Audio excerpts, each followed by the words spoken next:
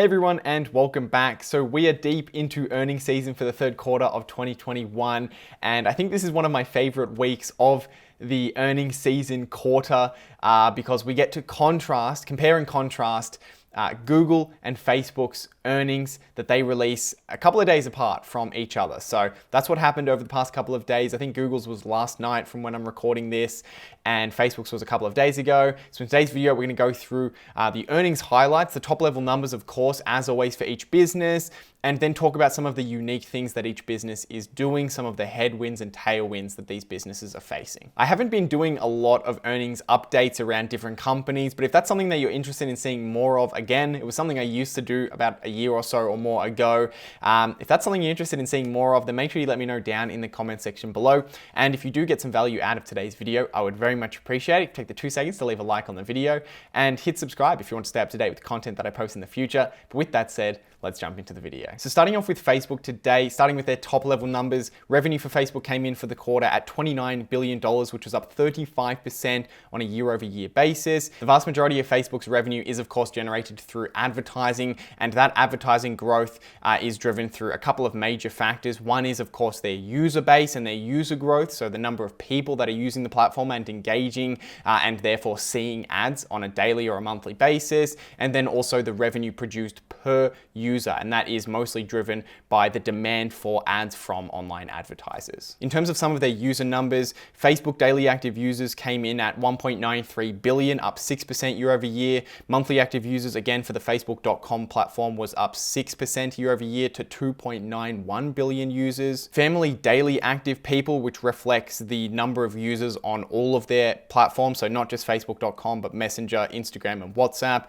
came in at 2.81 billion, up 11% year over year, and on a monthly basis that came in at 3.58 billion, up 12% year over year. There is a lot of talk at the moment about a particular document that was leaked from YouTube by the whistleblower that spoke about how teenage and even people between the ages of 18 and 25 had seen a declining use of the Facebook.com platform. And while that is certainly something I think Facebook needs to think seriously about and do everything they can to attract that younger audience, which does drive long-term growth for the business, if you look at their business as it is as a whole and not just focus on one age group category for one social media platform of their business, currently 60% of people who use the internet or have access to the internet in the world use one of Facebook's apps every single day, which is an astounding number. And even greater than that, 77% of people who have access to the internet use one of Facebook's apps every single month.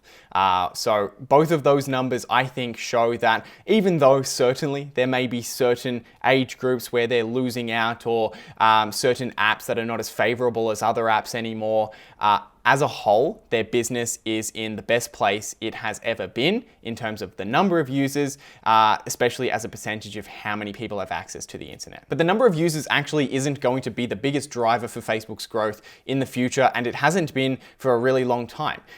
For a while, it was. They were attracting more users on the platform and therefore having more advertising space that advertisers could place ads in front of those people, more engagement, that sort of thing. But now it's really, most of their growth is being driven by increases in the revenue generated per user. The vast majority of businesses still use traditional means to do the vast majority of their advertising, meaning there is still a significant transition that needs to go through where advertiser dollars on TV, on billboards, in newspapers, and other traditional means are going to be moving online to more efficient and better targeted and better converting advertisements on Facebook and also Google. And as the growth of users slows down, the available space for advertisement placements is also slowing down, which means now instead of businesses paying an extremely low price for advertisements on Facebook and just capturing some of those new users that are coming onto the platform, businesses are now competing more vigorously for the number of users that are available that isn't really going up all that much anymore, because they have reached 60% daily active users for the entire planet. And because Facebook ads are more targeted, they convert better, and they are still cheaper than traditional advertisements for the same audience. Even though Facebook ads are much more targeted, there is a lot more demand that is still to come and advertisers are willing to pay significantly more than they are now for Facebook ads, and that's where a lot of growth is going to come for Facebook in the future. On a worldwide basis, the company currently generates $10 per user, which was up 27% year over year. In the US and Canada segment, that's currently $52 per user, still up 32% year over year. And for the rest of world category, which is their smallest category, but their fastest growing, it came in at just $3.14 per user, up 41% year over year. Expenses continued to rise at a faster rate than revenue for Facebook, and that meant that their income from operations actually grew at a slower rate than revenue, although it still grew at a significant clip.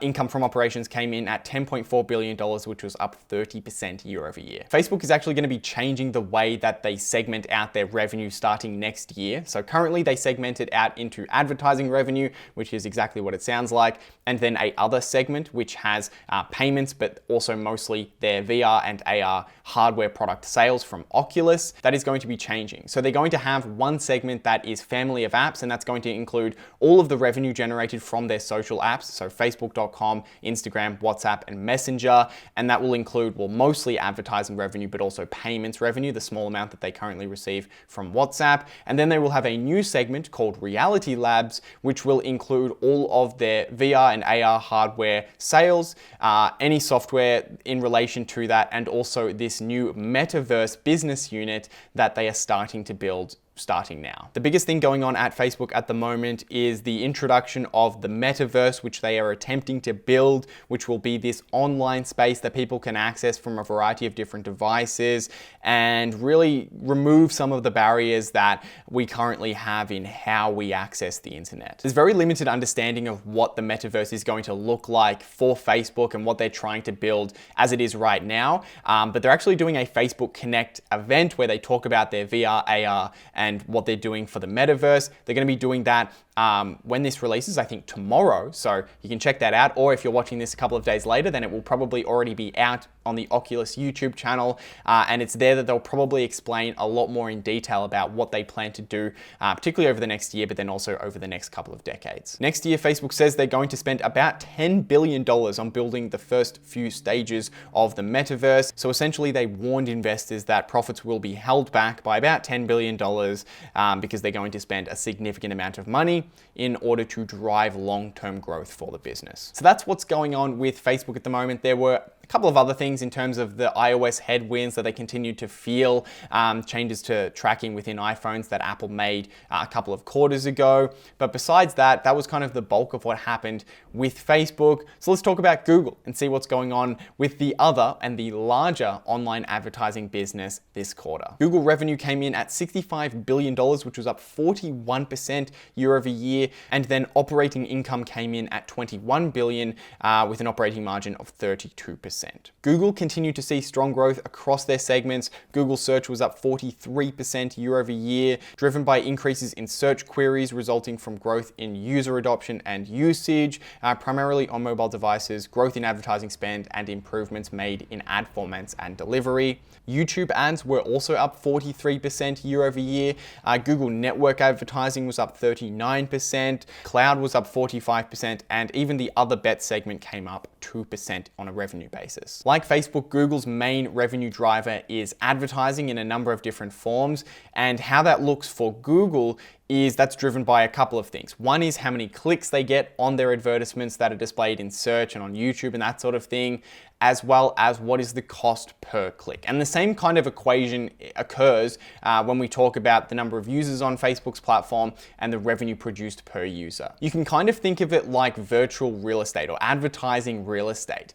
As the number of clicks increase, as more people click on ads, see ads, and click on ads, you can think of that as the amount of real estate available going up, which is a good thing. There's more available ad spaces for businesses to place ads, and that means that ad spaces are actually going to be cheaper, and it means that they're going to get better conversions on their dollars spent. But over time, what will happen is, of course, the number of new clicks will slow down. The amount of advertising real estate available will reach somewhat of a peak.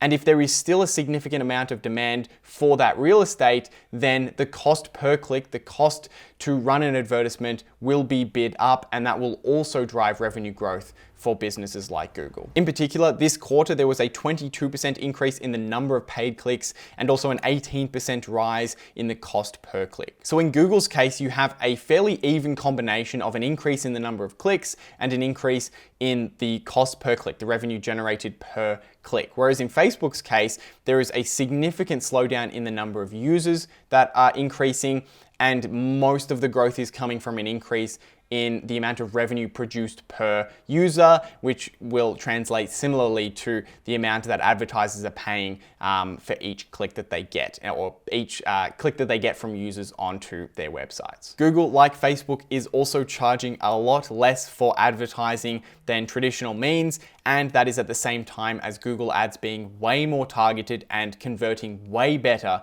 than other traditional means.